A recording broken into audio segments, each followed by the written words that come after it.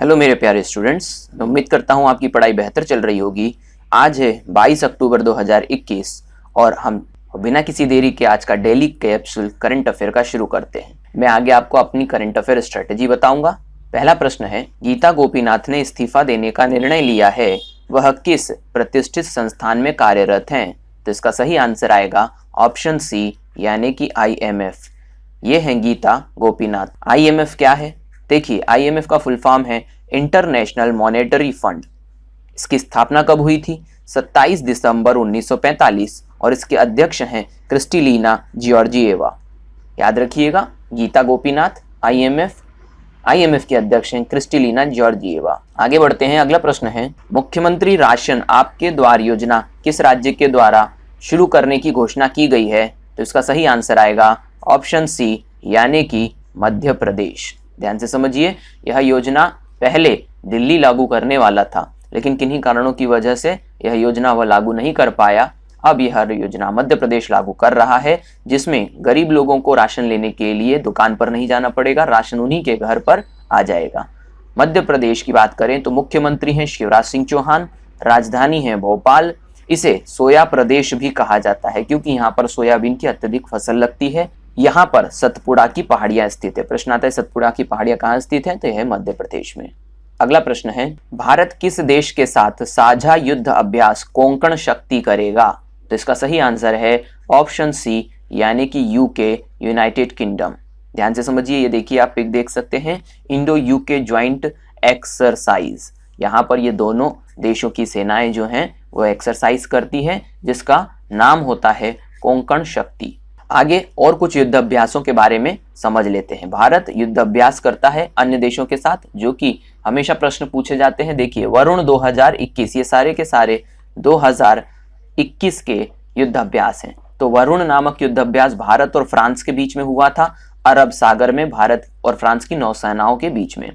वज्र प्रहार की यदि हम बात करें तो भारत और अमेरिका के बीच हुआ था, ये बकलोह हिमाचल प्रदेश में हुआ था। इसके बाद में खंजर की यदि हम बात करें तो खंजर युद्ध अभ्यास भारत और किर्गिस्तान के बीच हुआ था, बिश्केक, ये किर्गिस्तान की राजधानी है, याद रखिएगा। ला पेरोस फ्रांस और क्वाड देशों के बीच हुआ है। ध्यान से समझिए, मैं बहुत बार इस शब्द का इस्तेमाल कर चुका हूं। क्वाड देश जो हैं वह मिलकर के बनते हैं अमेरिका, भारत, ऑस्ट्रेलिया और जापान से। तो यहाँ पर फ्रांस ने इन क्वाड देशों के साथ में ला पेरोस युद्ध अभ्यास किया था और ये हुआ था बंगाल की खाड़ी में। पासेक्स युद्ध अभ्यास भारत और अमेरिका के बीच में हुआ था हिंद महासागर में। डस्टलिक सेकेंड भारत और उज्बेकिस्तान के बीच में हुआ था रानीखेत उत्तराखंड में। एम्फेक्स 21 तीनों सेनाओं यानी कि भारत की तीनों प्रमुख सेनाओं के बीच में अंडमान निकोबार के बीच में हुआ था। तो ये अतिरिक्त जानकारी से भी क्वेश्चन आने की संभावना रहेगी। आगे बढ़ते हैं, रिजर्व बैंक ऑफ इंडिया द्वारा किन वित्तीय संस्थानों पर अनियमितता के कारण जुर्माना लगाया गया है? इसके ऑप्शन है A Paytm, B western union bank, C दोनों, D इनमें से कोई नहीं। तो इसका सही आंसर आएगा ऑप्शन C यानी कि दोनों। पे ATM और वेस्टर्न यूनियन बैंक दोनों के ऊपर अनियमितता के कारण 1 करोड़ रुपए का जुर्माना लगाया गया है RBI भारत सरकार द्वारा। आगे बढ़ते हैं, ट्रुथ सोशल नामक सोशल प्लेटफॉर्म किसके द्वारा लॉन्च किया गया है?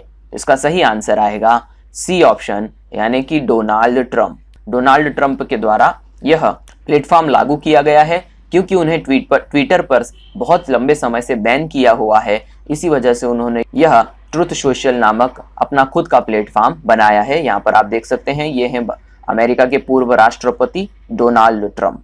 आगे बढ़ते हैं, देखिए करंट अफेयर स्ट्रेटेजी के बारे में हम थोड़ी सी बात कर लेते हैं। मैं daily current affair 10 to 12 minutes का कंप्लीट करता हूं।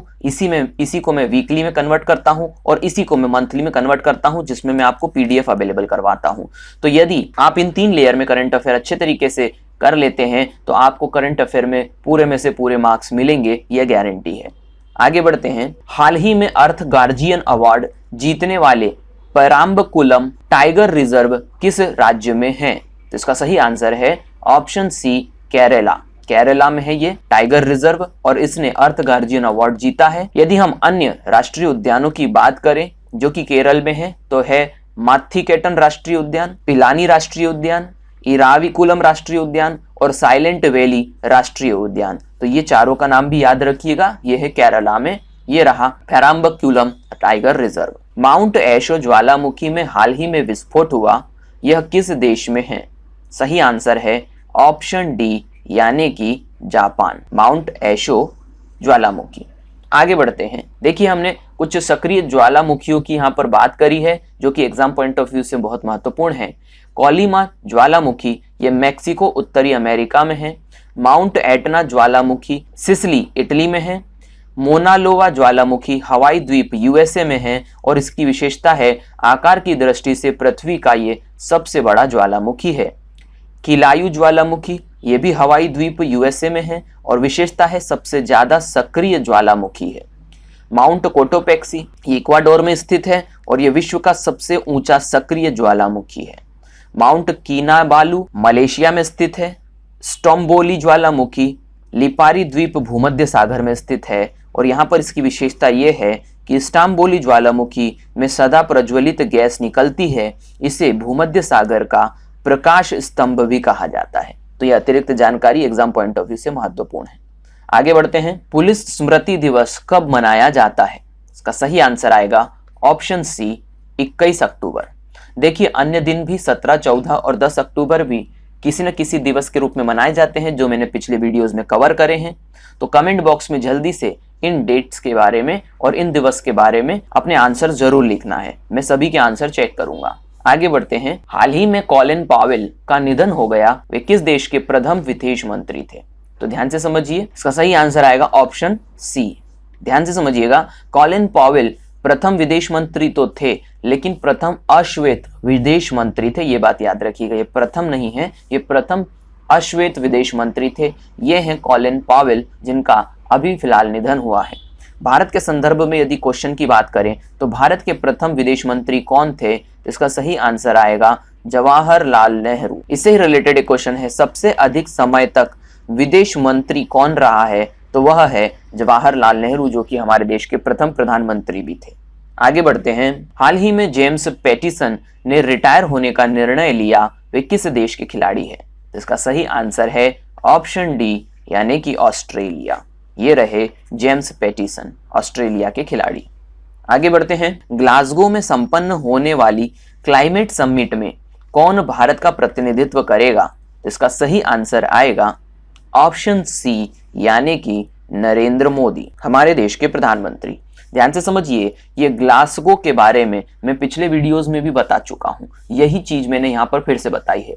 UNFCCC यानी United Nations framework convention on climate change, ये एक प्रकार का यूनाइटेड नेशन का कार्यक्रम है जो कि जलवायु परिवर्तन पर अलग अलग समय पर होता रहता है, जिसकी COP26 मीटिंग अभी यहाँ पर होने वाली है ग्लासगो में। COP यानी कॉन्फ्रेंस ऑफ द पार्टीज, 26 का मतलब है यह 26वीं मीटिंग है। ये होने वाली है 1 से लेकर के 12 नवंबर 2021 और ये होगी ग्लासगो स्कॉटलैंड में। याद रखिएगा, ग्लासगो स्कॉटलैंड में है। यदि पिछली मीटिंग की यदि हम बात करें तो COP25 हुई थी 2019 में मैड्रिड शहर में। तो मैं उम्मीद करता हूं कि ये बात आप याद रखेंगे। जैसा कि मैं हमेशा कहता हूं, रिवीजन ही सफलता की चाबी है, इसीलिए रिवीजन को बहुत महत्व देना चाहिए। पिछले कुछ वीडियोस के क्वेश्चन को रिवाइज कर लेते हैं। राष्ट्रीय अनुसंधान विकास निगम के अध्यक्ष के रूप में किसे चुना गया है? इसका सही आंसर आएगा अमित रस्तोगी। हाल ही में मेलबोर्न क्रिकेट क्लब की आजीवन सदस्यता किसे प्रदान की गई? आंसर है जवागल श्रीनाथ हरभजन सिंह, दोनों को। भारतीय भारोत्तोलन संघ IWF के नए अध्यक्ष के रूप में किसे चुना गया है? आंसर है सहदेव यादव। उबर कप 2021 खिताब किसने जीता है? इसका सही आंसर है चीन। थॉमस कप 2021 किस देश ने जीता है? सही आंसर है इंडोनेशिया। मैं उम्मीद करता हूं सभी प्रश्नों के जवाब आपने सही सोचे होंगे। यदि अभी तक आपने चैनल सब्सक्राइब नहीं करा है तो चैनल को सब्सक्राइब कर दीजिए, बेल आइकन बटन को दबा दीजिए, जिससे आपको सभी वीडियोस के नोटिफिकेशन मिलते रहें। मैं स्पेसिफिकली जीके की बहुत अच्छी ट्रिक्स आपको अवेलेबल करवाता हूं, जिससे स्टैटिक डेटा आसानी से याद हो सके। तो स्वस्थ रहिए, मस्त रहिए, मिलते हैं नेक्स्ट वीडियो में।